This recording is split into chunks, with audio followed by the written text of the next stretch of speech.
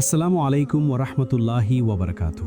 প্রিয় Baliadangi Islamic TV শ্রোতা ও বন্ধুরা, আশা করি আপনারা ভালো আছেন। আজকে যে গল্পটি আপনারা শুনতে যাচ্ছেন, গল্পটির নাম হচ্ছে অবশেষে ভালোবাসা। আর আমি আছি আপনাদের সঙ্গে মোহাম্মদ লুবান।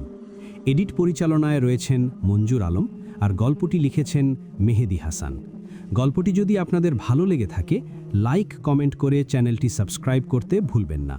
তো চলুন বেশি দেরি না করে গল্পে যাওয়া যাক। রাতে শুয়ে শুয়ে ফেসবুকে নিউজ ফিড দেখতেছিলাম, আর তখনই আম্মু ফোন দিয়ে বলল যে অফিস থেকে 1 সপ্তাহের জন্য ছুটি নিয়ে যেন কালকেই বাড়ি আসে। আমি আম্মুর কাছে শোনার আগেই ফোনটা কেটে দেই। সেজন্য আমি এখন বাড়ির উদ্দেশ্য রওনা দিচ্ছি। এবার আমি আমার পরিচয়টা দিয়ে নিই।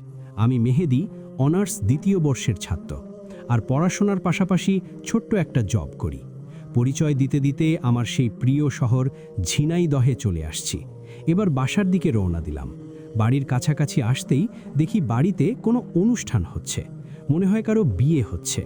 আমি বাড়ি গিয়ে আম্মুর সাথে দেখা করতে গিয়ে দেখি আমাদের সব আত্মীয় স্বজন রয়েছে।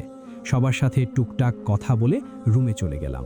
তারপর আমি ছোট ভাইয়ের কাছে, আমরা 2 ভাই, আমি বড়, শোনালাম যে বাড়িতে কিসের অনুষ্ঠান হচ্ছে। দেখি ছোট ভাই মিচমিচে হাসছে। আমি বললাম, হাসছিস কেন? ছোট ভাই বলল, একটু বুঝতে পারবে।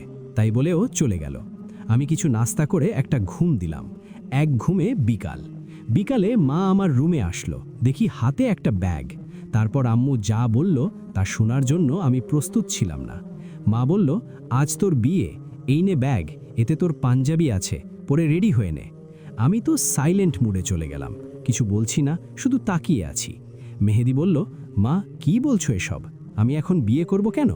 মা বলল, আমি এত কিছু জানি না, তুই বিয়ে করবি, এবং আজকেই বিয়ে। কিন্তু মা, আমি এখনও পড়াশোনা শেষ হয়নি, আর আমি বিয়ে করতে পারবো না। মা বলল, তুই যদি বিয়ে না করিস তাহলে তুই আর কোনো এখানে মানে গ্রামে আসবি নে, আর মেয়েটা অনেক ভালো আর খুব সুন্দর। আমার চুপ করে থাকা দেখে মা মনে করলো আমি রাজি, তাই আমি আর কিছু বললাম না। তারপর রাতে বিয়ে করে নিয়ে চলে আসলাম। আমার বউয়ের নাম মিম। এখন বউ বাসর ঘরে, আর আমি বন্ধুদের সাথে আড্ডা দিচ্ছি। অনেক দিন পরে দেখা, তাই আড্ডা দিতে দিতে রাত 1টা বেজে গেছে। আর তখনই মা ফোন দিয়ে কিছু ফ্রি টাকায় উপদেশ দিল। আমি বন্ধুদের কাছ থেকে বিদায় নিয়ে বাড়ি চলে আসলাম। বাড়ি এসে ঘরে ঢুকলাম, গিয়ে দেখি বউ বসে আছে। আমি ভিতরে ঢুকতেই বউ সালাম করতে এগিয়ে আসলো। আমি কিছু বললাম না। তারপর নিজেই খাটের উপর গিয়ে বসলো। তারপর আমি বললাম, শোন, আমি বিয়ে করতে একটু রাজি ছিলাম না, আমাকে জোর করে বিয়ে দিয়েছে, তো তোমাকে আমি স্বামীর অধিকার দিতে পারবো না, আর নিজেও বউয়ের অধিকার ফলাতে আসবে না। এবার আমি বললাম, যাও নিচে গিয়ে শুয়ে পড়তে, কারণ কে না কে তাকে আমার বিছানায় শুতে দিতে পারবো না। তাই আমি একটা বালিশ চাদর নিচে ফেলে দিলাম। বউ দেখি মাথা নিচ করে বসে আছে। আমি বললাম, যান নিচে গিয়ে শুয়ে পড়েন। আমি উপরে শুয়ে পড়লাম। কিছুক্ষণ পর দেখি মিম শুয়ে শুয়ে কান্না করতেছে। মনে হয় এটা আমার কাছ থেকে আশা করেনি। আসলে সবারই একটা ইচ্ছা থাকে, কিন্তু যার ইচ্ছা পূরণ হয়নি সে তো একটু কান্না করবে। আমি এখনও মিমের চেহারা দেখিনি। এবার ঘুমিয়ে পড়লাম। সকালে দেরি করে উঠলাম। উঠে দেখি টেবিলের উপরে চা রাখা আছে। আমি ভাবলাম, চা কে দিয়ে গেল? অত কিছু না ভেবে চা খেয়ে নিলাম। এবার উঠে ফ্রেশ হয়ে বাইরে গেলাম। দেখি মা আর একটা মেয়ে রান্না করছে। তাহলে কি এটাই মিম? খুব সুন্দর চেহারা, চোখটাও সুন্দর।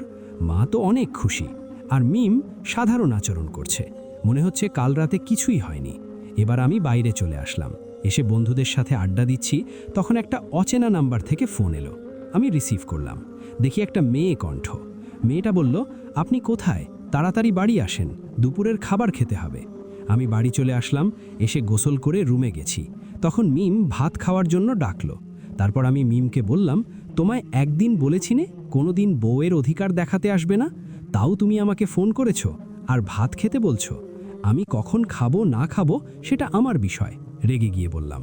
তারপর মিম বলল, আসলে ফোন করতে চাইনি, মা বলল তাই ফোন করেছি।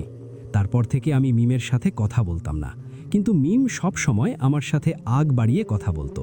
আমিও জরুরি ছাড়া কথা বলতাম না। আমি মিমকে অবহেলা করতে থাকি। আমি রুমে শুয়ে আছি, মানে বাড়ি রয়েছি। তখন মিম আসলো। এসে বলল যে অনেক দিন মা বাবাকে দেখিনি, তাই বলছিলাম যে আমি একটু মা বাবার সাথে দেখা করে আসি। আমি কোনো কথা বললাম না, চুপ করে রইলাম। তা দেখে মিম বলল, আমি কি একবার দেখা করতে যাব? করুণ সুরে। আমি বললাম, দেখ, আমি আগেই বলেছি তুমি আমার সামনে আসবে না। আমি তোমার সাথে কথা বলতে ভালো লাগে না। রেগে গিয়ে বললাম।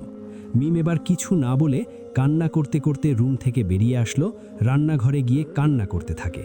তখন মা আসে, এসে বলে, সব দোষ আমার। আমি যদি মেহেদিকে জোর করে বিয়ে না দিতাম তাহলে আজ এ অবস্থা হতো না। আমাকে মাফ করে দেও বৌমা। ছি ছি মা, আপনি কেন ক্ষমা চাচ্ছেন? সব ঠিক হয়ে যাবে।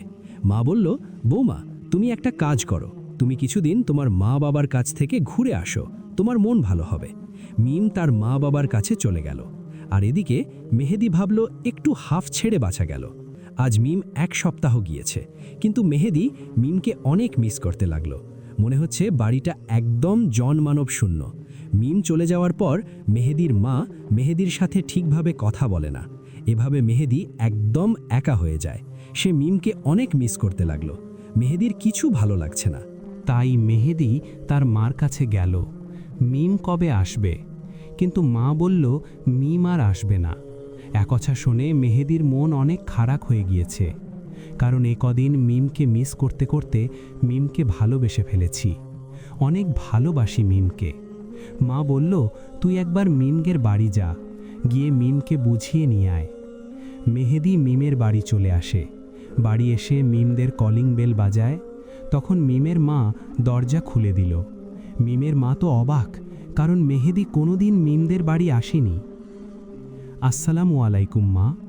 মিমের মা সালামের উত্তর দিয়ে বলল, বাবা, ভিতরে আস, বাইরে কেন দাঁড়িয়ে আছো? তারপর মেহেদি বলল, মা, মিম কই? তারপর মা বলল, মিম নিজের ঘরে আছে। মিম তো বাইরে বের হয় না, সারাদিন কান্না করে। আচ্ছা, আমি দেখছি। তাই বলে মিমের রুমে চলে যাই। গিয়ে দেখে মিমের চোখ ফুলে আছে, মনে হয় সারা দিন করে। মিমের এই অবস্থা দেখে আমার খুব কষ্ট হলো, কিন্তু মিমকে বুঝতে দিলাম না। শুনালাম তুমি নাকি আর আমাদের বাসায় যাবে না?